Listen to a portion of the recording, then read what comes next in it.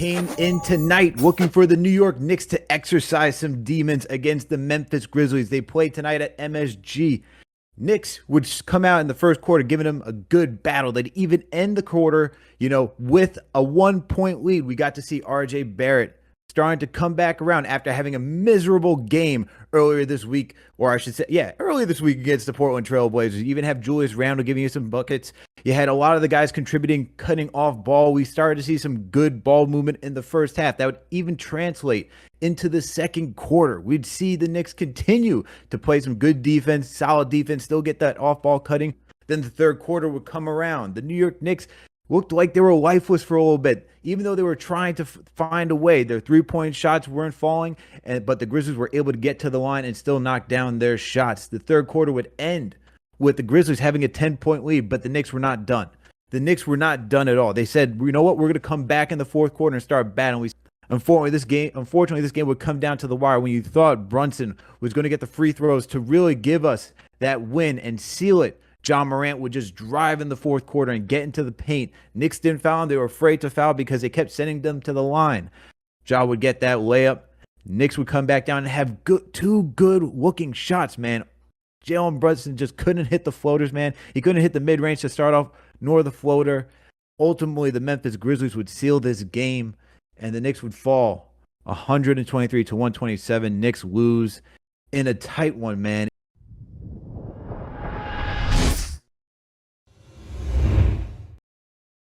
Man, cardiac Knicks, they've been doing it to us all season. Like you said, kind of at the end of that opening, I'm not too let down by this loss. The first thing that comes to mind is just like a developing middle of the table team that's maybe getting their first playoff shot. You can't skip steps, right? So a team that makes it into the playoffs that hasn't been there, they usually take their lumps in the first round, they lose. That's kind of what I thought Jalen Brunson has been like for these past couple of games. And I mean that with his fourth quarter execution. He's the guy on this team, and they give him the ball in the fourth quarter. So he's kind of going through a little bit of heartbreak. He said at the end of the game the other night, I missed that last shot. My teammates put a lot of trust in me. It happened again tonight. There's two floaters, one just kind of a mid-range that there's a really good contest from Brandon Clark on. I'm not mad about it. The offense was clearly in the fourth quarter. Give the ball to Jalen Brunson and see what he decides to do, whether it's to play make for somebody else or to take the shot. We could talk about that a little bit later, but based on the way our team is constructed, based on the way things have been going, that seems to be the best option that he has. And honestly, prior to us getting into a point where we had a chance to win, Jalen Brunson did everything, like you said, to put us on his back and put us in a position to be there. And he's got to be one of the best fourth quarter scorers in the NBA. I haven't looked at those stats, but he's got to be up there. So overall, listen, of course I'm disappointed we fall to 9-11, but there's a lot of positives that I think we can talk about. 17 points in the fourth quarter. Ended the game with 30 points, 9 assists, 5 rebounds, went to the free throw line, hit 11 of his 12 shots, went 3 for 5 from three-point. This guy, man, we had everyone complaining like overpay, family tie connections, all this stuff from the offseason. We didn't even want this guy. Part of the fan base didn't even want this guy, but he's been the most consistent guy that we've had on this team. Scoring, passing, efficiency. He's by far the most efficient player. He's by far the best player that we have. And there's a reason why you talked about why it's on him in the fourth quarter and why we've gone to him so many times.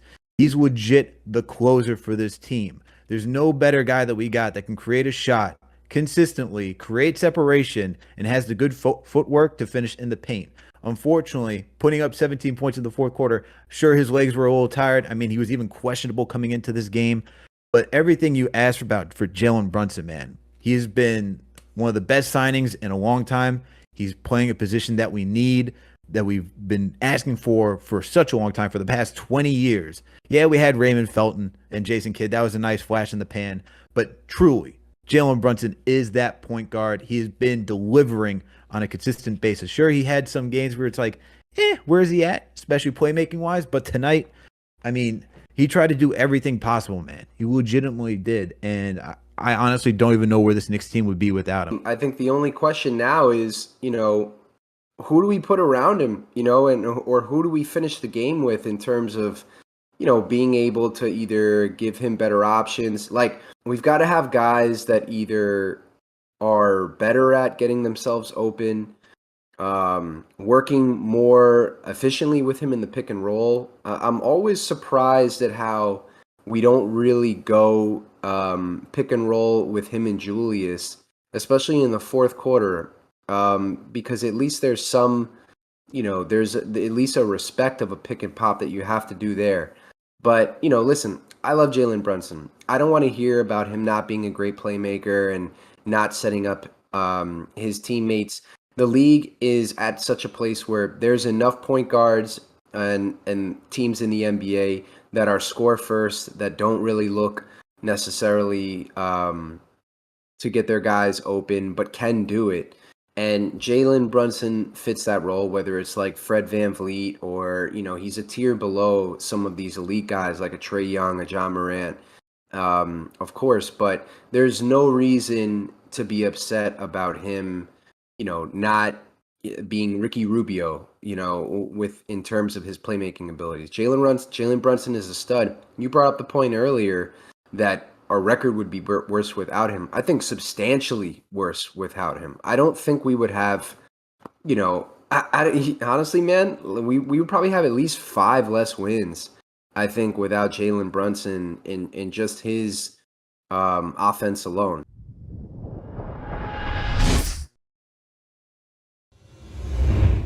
I think we got to get rid of Hartenstein. I agree with what you guys said earlier. I respect Rose, but we just got to get rid of him to free up those minutes. Obviously, Fournier's not playing, but might as well ship him out, get his money off the books if we can. And I think we got to get rid of Randall too. I just don't think RJ and Randall play well together. I think the team needs to figure out what they're going to go, what kind of direction they're going to go in. And I think if they get rid of these older dudes, get some money off the books, play the kids, and we're waiting for a superstar anyway. And the whole Donovan Mitchell situation, I know that's old news, but I think if we got Mitchell and Julius Randle's a first round, maybe second round exit. So I don't know. I think they got to free up some of these things, take some of Tibbs' toys away. And yeah, that's pretty much it. Thanks. Yeah, I hear all that, and I get all the frustrations. I mean, for sure, RJ and Randall have not played well together at all. Actually, I think our guy Colin Loring tweeted out something to over at the Strickland tweeted something along those lines, and let me see if I can find that tweet. The New York Knicks are negative 8.7 in 245 possessions with Barrett on and Randall off. They're plus 7 in 180 possessions with Randall on and Barrett off. They're plus 6.3. And in 343 possessions with both Randall and Barrett off, they're plus 5.3. And I think, that kind of speaks to what we see on court every single night, that it's pretty difficult for them. And I mentioned it too with net ratings over the last couple of years, that we haven't really seen RJ and Randall figure out how to coexist on the same floor. It's a lot of isolation basketball where you see Randall trying to get his or RJ trying to get his, and we didn't really see Randall looking or RJ looking for Randall in, I'd say, true flows of the game, right? Sometimes it happens, but for most of the time it feels like both of them are just looking to get theirs, and not necessarily theirs as in not trying to, but I just think that's just kind of how the game is dictated, going back to how Tibbs is not really the most offensive genius that we have, A couple of positive things first. It was very refreshing to see RJ have a better game, Mitch have a better game, Cam come back from injury and have a strong game, his first game back. I was very happy to see that. A couple of complaints. So, first, I was very happy when IQ came in. He was having another strong game. The previous few games, he was strong, but then we never saw him again. And I was wondering, where is IQ?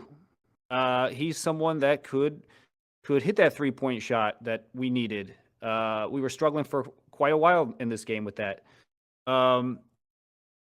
And also, Hartenstein, I have a complaint about him tonight on defense. So he got he committed 2 and 1 fouls in a row.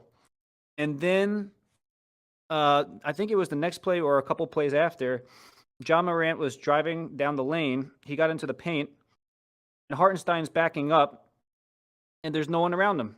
And so Ja scores the basket. And I was wondering, where is Sims? Sims clearly earned his minutes the past few games. I thought he had strong games. Why didn't we see him tonight? So, I mean, those are 2 players I really wanted to see more of tonight. Was IQ, who only got less than 9 minutes, and Sims, who didn't play at all.